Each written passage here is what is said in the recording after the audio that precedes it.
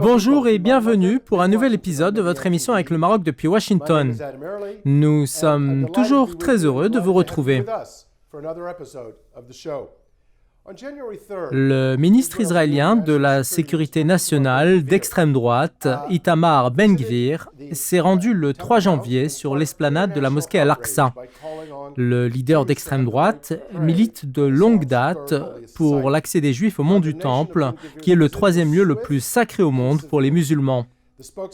Plusieurs pays, partout dans le monde, ont condamné cette intrusion sur l'esplanade des mosquées, la qualifiant de provocatrice et d'inacceptable. Le porte-parole du département d'État a déclaré que les États-Unis sont très préoccupés par toute mesure unilatérale visant à aggraver les tensions. La Jordanie, de son côté, a condamné cette intrusion dans les termes les plus forts, soulignant qu'il s'agissait d'une provocation hautement condamnable.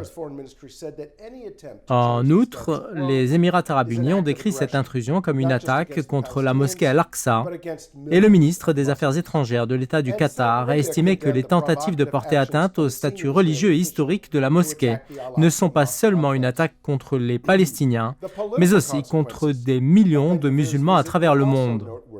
Première conséquence politique, le nouveau Premier ministre Benjamin Netanyahou a dû reporter sa visite aux Émirats arabes unis au mois de février. Les Émirats arabes unis ont également appelé à une session extraordinaire d'urgence du Conseil de sécurité de l'ONU pour discuter de cette intrusion. Par ailleurs, le Parlement d'Oman a voté un projet d'amendement visant à proroger une loi interdisant les relations et les contacts avec ce qu'il a appelé l'entité sioniste.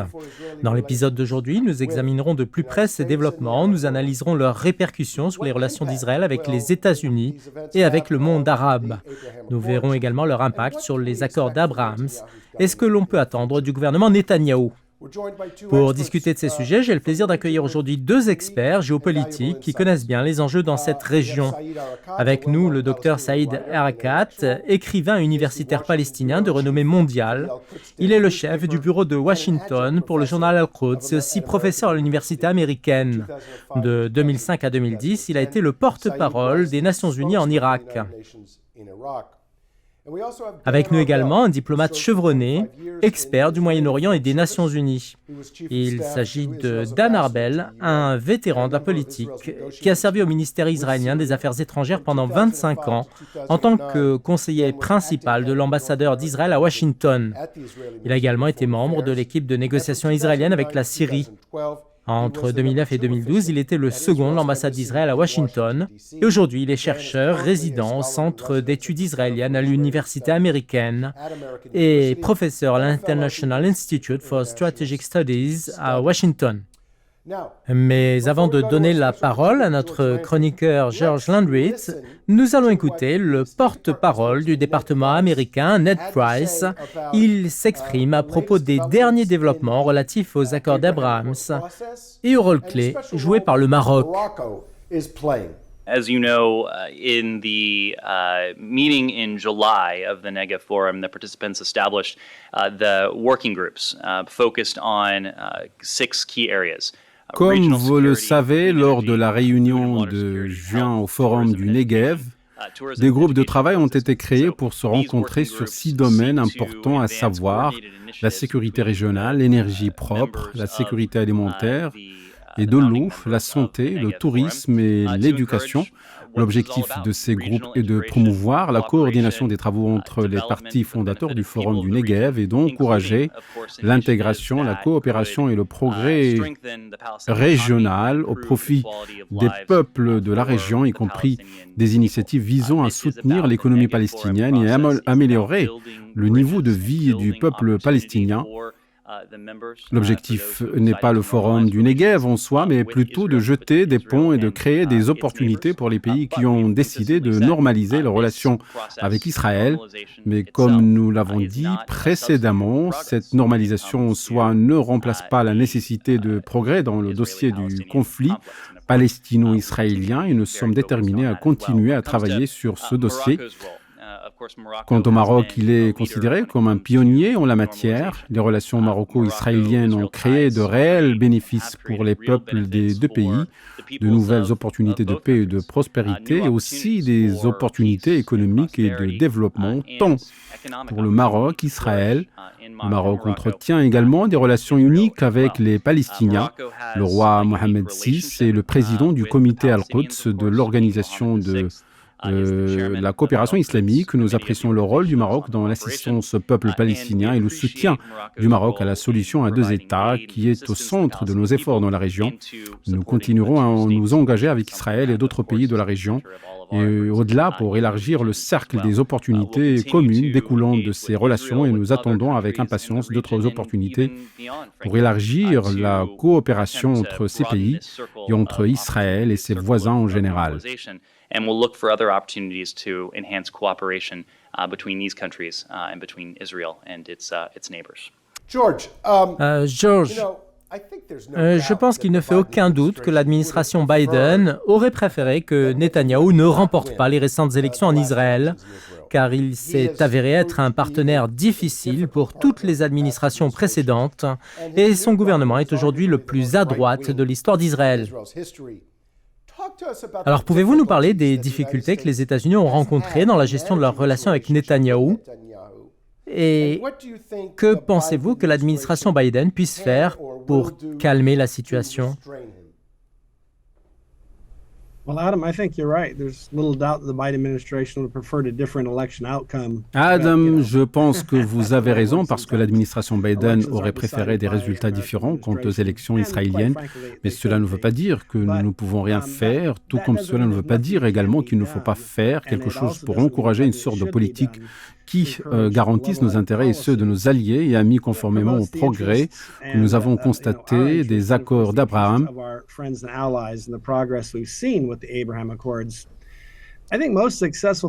crois que la politique la plus efficace, surtout lorsqu'on traite avec des pays et des nations considérées comme amis et alliés, est la politique qui se concentre sur les fondements et des objectifs communs plutôt que d'essayer d'imposer notre volonté. Je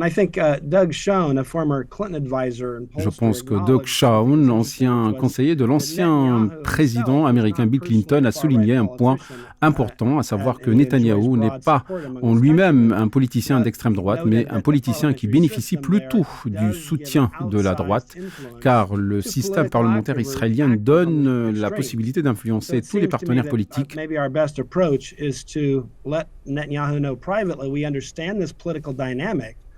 But we expect him to work to keep the most extreme politicians from creating divisions, insulting our friends. À mon avis, nous devons informer Netanyahou que nous comprenons sa réalité politique, mais en retour, nous devons exiger qu'il définisse le rôle de ses associés et les empêche de condamner nos amis et alliés et de mettre en danger nos efforts en ce qui concerne les accords d'Abraham. Toute autre politique de confrontation pourrait alimenter davantage la division et nous ne le voulons pas. Au contraire, le dialogue est un bon canal de communication. Bien évidemment, il n'est pas possible de condamner tout un pays pour le comportement d'un extrémiste, ce qui peut encore compliquer les choses, mais le fait de condamner une personne pour les conséquences de ces actes demeure la meilleure solution. Merci George pour cette excellente analyse. Dan, je voudrais vous interroger sur la conviction de beaucoup, y compris parmi nos amis marocains, que les États-Unis, avec tout leur soutien à Israël, peuvent et doivent faire plus pour influencer le gouvernement Netanyahou. Vous avez eu l'habitude de recevoir des appels de Washington quand vous travaillez en Israël. De par votre expérience, croyez-vous que Washington peut peser sur certains choix?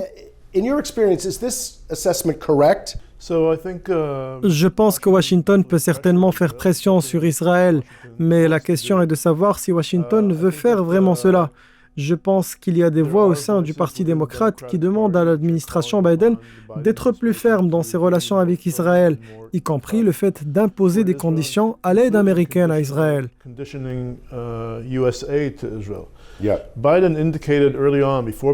Biden avait indiqué avant d'assumer la présidence et après cela qu'il n'offrirait pas cette solution et n'imposerait pas de conditions à l'aide à Israël en raison de ses actions.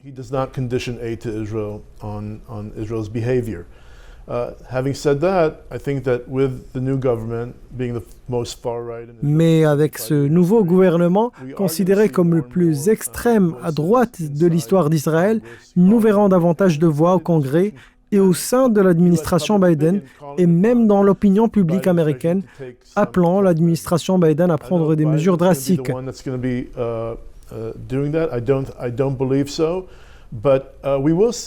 Je ne pense pas qu'il le fera, mais nous verrons d'autres questions telles que des résolutions des Nations Unies et du Conseil de sécurité et des déclarations politiques américaines qui pourraient embarrasser Netanyahou. Cependant, toutes ces mesures ne reviennent pas à couper l'aide américaine. Saïd, expliquez-nous pourquoi cette visite est si controversée. D'ailleurs, plusieurs responsables israéliens ont déjà visité la mosquée Al-Aqsa.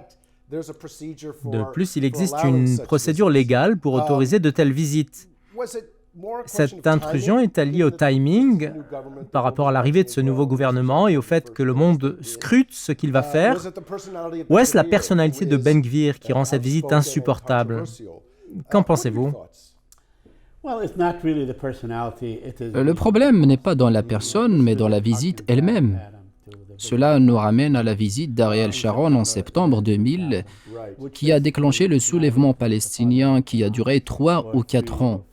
Nous avons vu Israël se lancer dans la construction du mur de séparation que les Palestiniens se considéraient comme vivant dans un état d'apartheid, dans lequel ils devaient utiliser des routes qui séparaient la société palestinienne et les empêchaient d'atteindre leurs fermes. Ainsi, la visite de Ben Gvir intervient après 20 ans au cours desquels aucun progrès n'a été réalisé dans cette question. C'est pourquoi la visite est considérée comme une escalade, surtout avec la formation d'un gouvernement qui est le plus à droite de l'histoire d'Israël. Excusez-moi, quelle est la différence entre la visite d'Ariel Sharon en 2000 et celle de Ben Gvir en 2023 ? D'ailleurs, ces deux événements se sont déroulés exactement au même endroit. Oui, au même endroit. Et cela indiquait les intentions d'Israël de faire de tout Jérusalem une partie d'Israël, et de sorte que les Palestiniens n'aient aucune part. C'est ce que signifie exactement la visite de Ben Gvir. Ironiquement, Sharon est devenu persona non grata à Washington pendant 18 ans après 1982 jusqu'en 2000, date à laquelle cette mesure a été révoquée. Donc tout le buzz autour de Ben Gvir ne veut rien dire. Si vous regardez la politique, les promesses et les déclarations américaines, vous ne trouverez rien qui entraînera un réel changement pour les Palestiniens. Alors, chers téléspectateurs, après une courte pause, nous analyserons la politique américaine et les mesures que l'administration Biden peut prendre pour influencer les décisions de l'administration Netanyahou. Restez avec nous.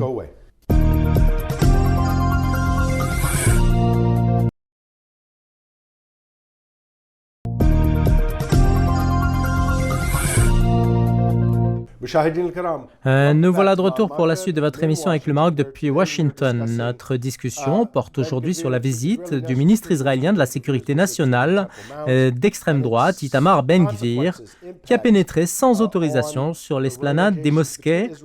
Et nous parlons aujourd'hui de l'impact de cette intrusion sur les relations entre les États-Unis et Israël d'une part et entre Israël et le monde arabe d'autre part.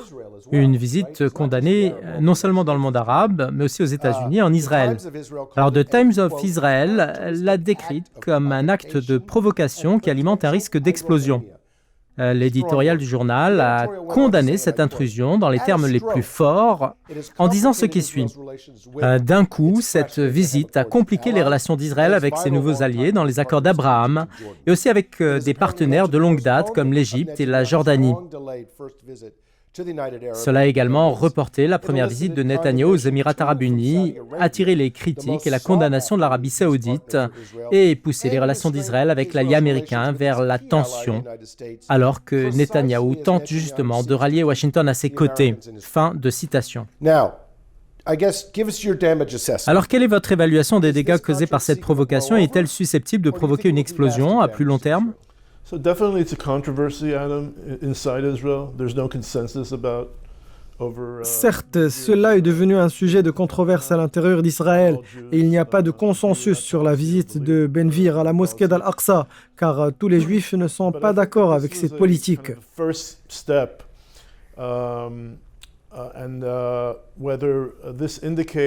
Je pense qu'il s'agit d'une étape préliminaire. Est-ce que cela indique l'intention de Ben Gvir de répéter de telles visites à l'avenir? Des visites qui détermineront les relations d'Israël avec les pays du monde et les pays de la région. S'il s'agissait d'une seule visite au cours de laquelle il visait à remplir l'une de ses promesses électorales, cela pourrait passer. Mais s'il envisage d'en faire un modèle à travers lequel les Juifs sont autorisés de prier dans la mosquée Al-Aqsa, là, c'est une question complètement différente. Je pense que tout le monde est dans l'attente. Alors que nous avons entendu toutes ces condamnations, les Émirats arabes unis ont accueilli cette semaine une réunion du comité directeur du Forum du Negev, en présence de délégations de tous les pays participants. Les Émirats, en appelant à une session urgente du Conseil de sécurité, ont accueilli cette réunion à Abu Dhabi. Donc la question est la suivante. Les Émirats arabes unis recevront-ils Netanyahou et combien de temps devront-ils reporter sa visite? Alors encore une fois, je vais dire, si Israël continue d'effectuer de telles visites de la même manière de Ben Gvir, là je m'attends à une série de détériorations dans les relations d'Israël avec les pays de la région. Si Netanyahou était contraint à faire un choix, s'il devait choisir entre soutenir Ben Gvir pour sauver sa coalition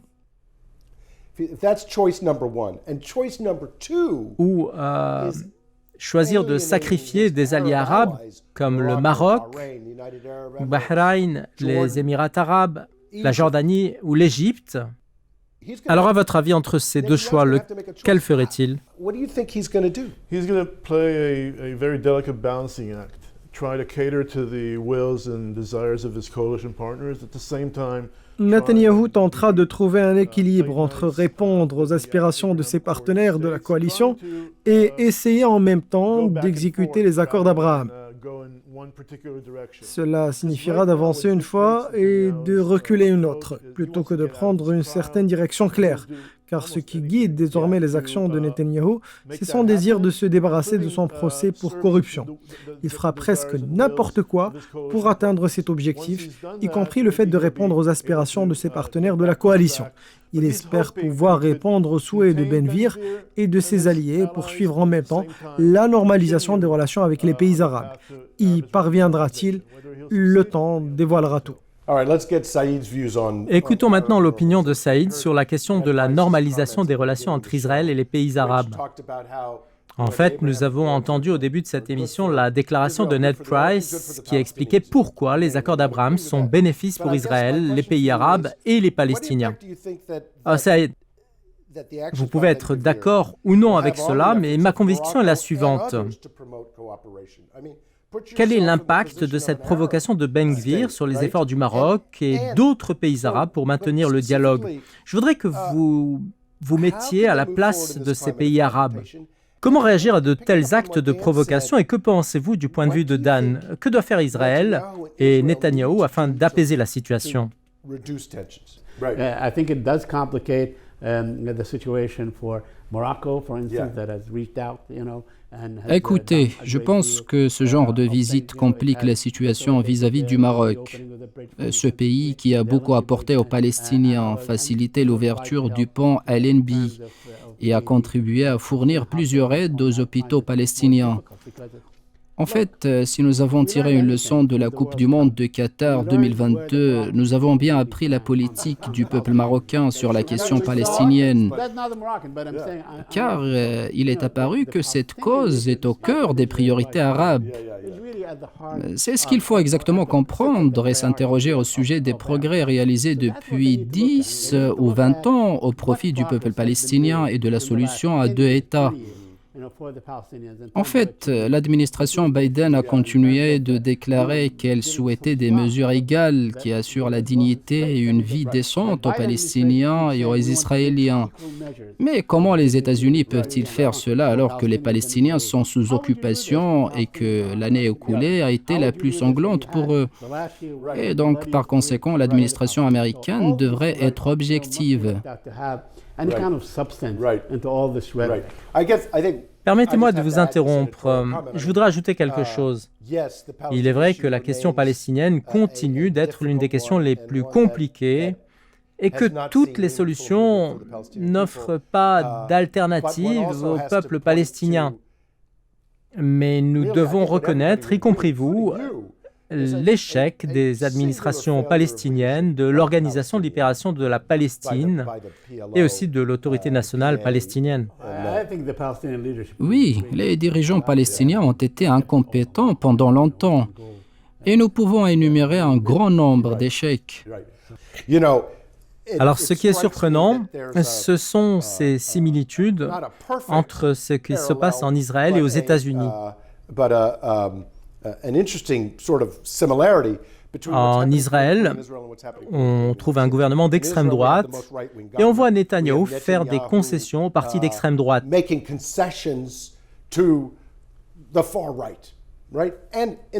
Aux États-Unis, c'est un peu la même chose qui s'est produite avec le représentant Kevin McCarthy, qui a dû faire des concessions à la droite la plus radicale en vue de s'assurer suffisamment de voix pour obtenir la présidence de la Chambre des représentants. Dans les deux cas, on voit que le speaker de la Chambre des représentants et le Premier ministre israélien se sont liés les mains pour obtenir ces concessions.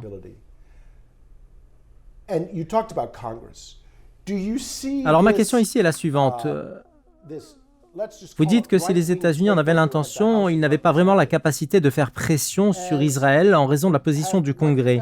Pensez-vous que la montée de la droite empêchera le président Biden d'exercer la moindre pression sur le gouvernement Netanyahou, que ce soit ouvertement ou secrètement?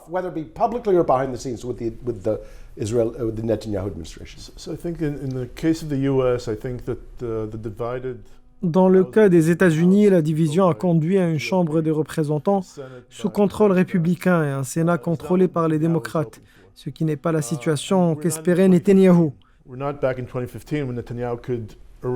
Nous ne sommes pas en 2015 où ce dernier a réussi à organiser une réunion avec le Congrès dans le dos du président Barack Obama.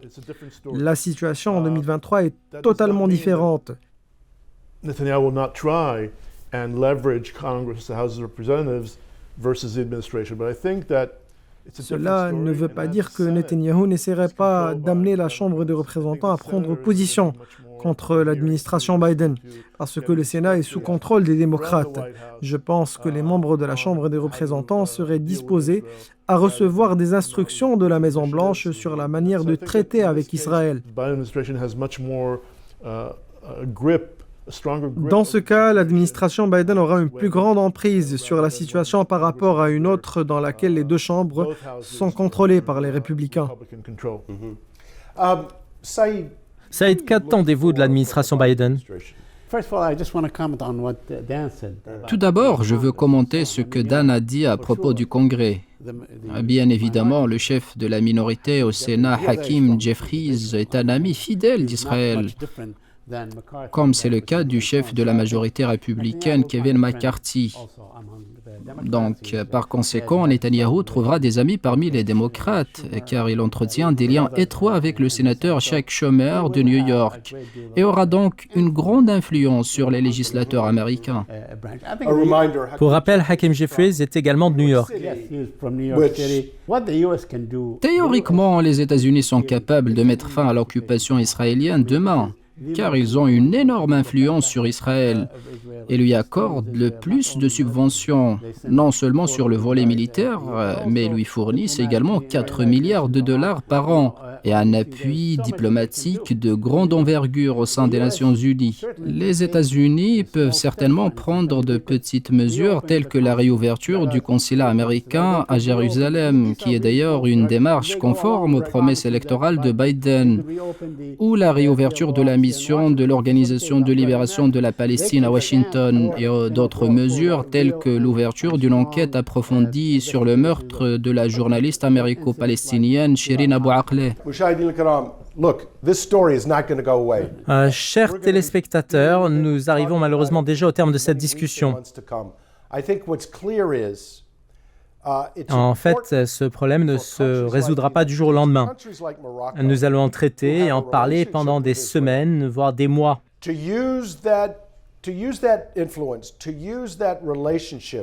Mais ce qui me semble clair, c'est qu'il est important que des pays comme les États-Unis et le Maroc, qui ont des relations étroites avec Israël, profitent de ce rapprochement qui s'est construit pendant de nombreuses années, afin de prendre une position en faveur du peuple palestinien et tenter d'apaiser la situation au sein de ce gouvernement israélien.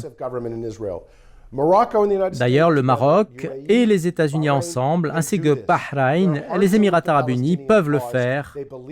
Ces pays sont en faveur de la cause palestinienne, ils y croient, ils ont des relations avec Israël qui leur permettent de faire de cette question une priorité.